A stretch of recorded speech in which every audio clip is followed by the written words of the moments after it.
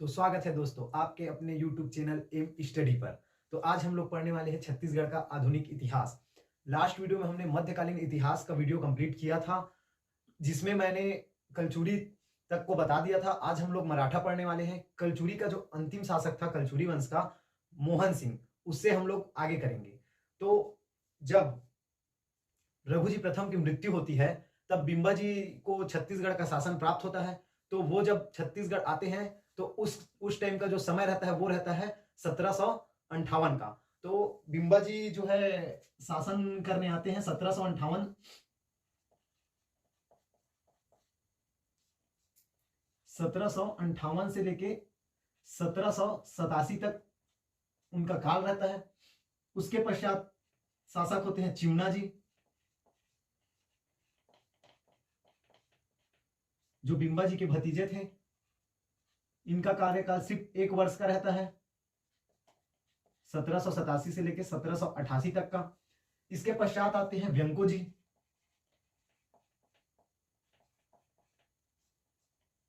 इनका कार्यकाल है 1788 से लेकर 1811 तक। इन्होंने अपने जगह जो है सूबेदार नियुक्त किए थे, वही यहां शासन करते थे। इसके पश्चात आते हैं पुरसो जी या परसो जी।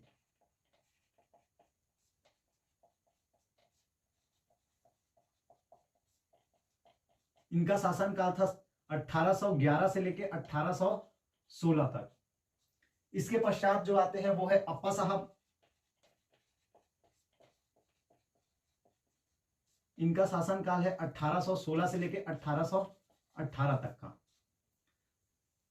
तो मराठा में दोस्तों हम लोग को सिर्फ ये 5 राजाओं का नाम पढ़ना है। इसके पश्चात जो रघुजी तृतीय रहते हैं उनका शासन होता है 1830 से लेकर 1854 तक। तो वो क्योंकि अल्पवयस्क रहते हैं इसलिए उनको 1818 में शासन नहीं मिलता। तो 1818 से लेकर 1830 जो है ब्रिटिश अधीक्षकों का काल कहलाता है।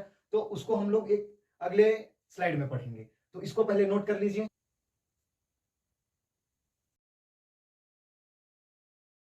अब दोस्तों हम लोग देखते हैं छत्तीसगढ़ में जो सूबा शासन के अंतर्गत जो सूबेदार नियुक्त हुए थे उनको। तो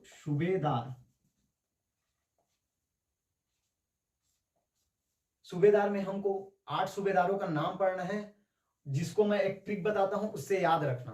तो ट्रिक है दोस्तों, मवी भके 20 सिया, मवी भके 20 सिया। तो इसको आप व्हाइट बोर्ड पे देखते हैं।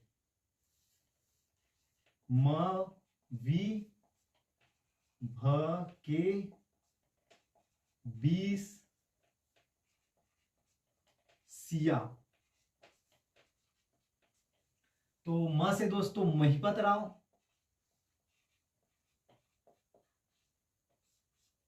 वी से विठ्ठल राव,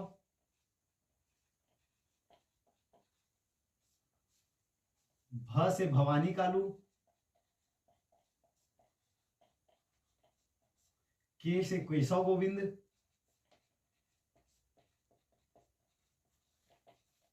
बी से 2 नाम याद रखने हैं दोस्तों। एक है बीकाजी पिंडरी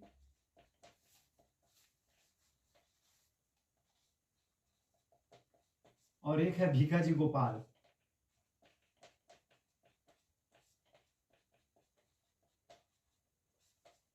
उसके बाद स से है सरकारिया हरि,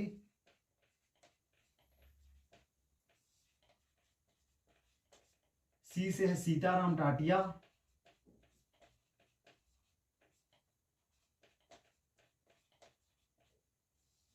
और यह से है यादव राव दिनकर।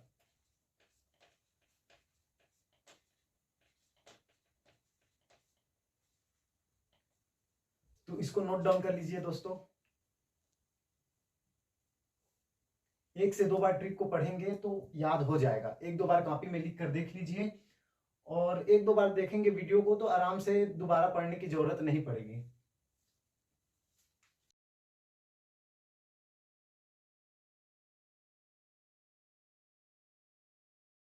अब हम पढ़ेंगे ब्रिटिश अधीक्षक।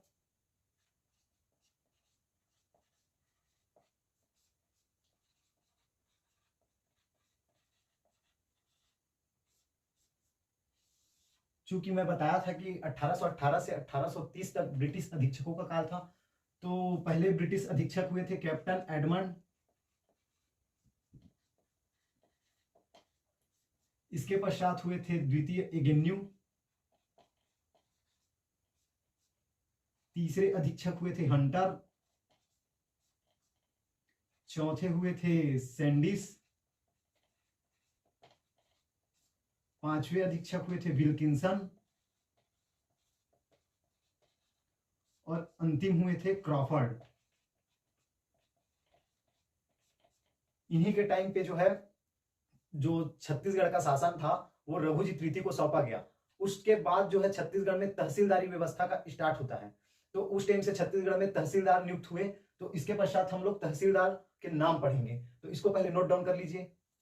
1 से 2 बार पढ़ेंगे तो याद हो जाएगा, ज्यादा उतना कुछ है नहीं इसमें।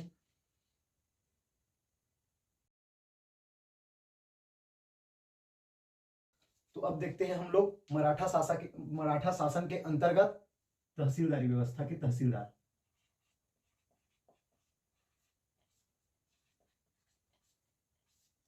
इसका भी जो दोस्तों जो है ट्रिक है, इसको भी मैं ट्रिक से ही याद किया था। तो ऐसा है ट्रिक कि कृष्णा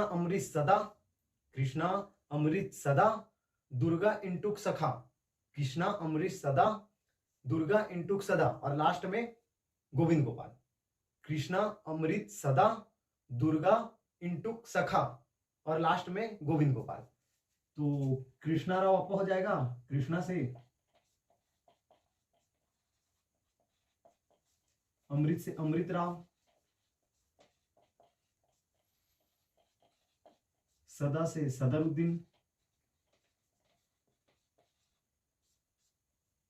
फिर दुर्गा प्रसाद, फिर आएगा इंदुक राव, फिर सखाराम बापू,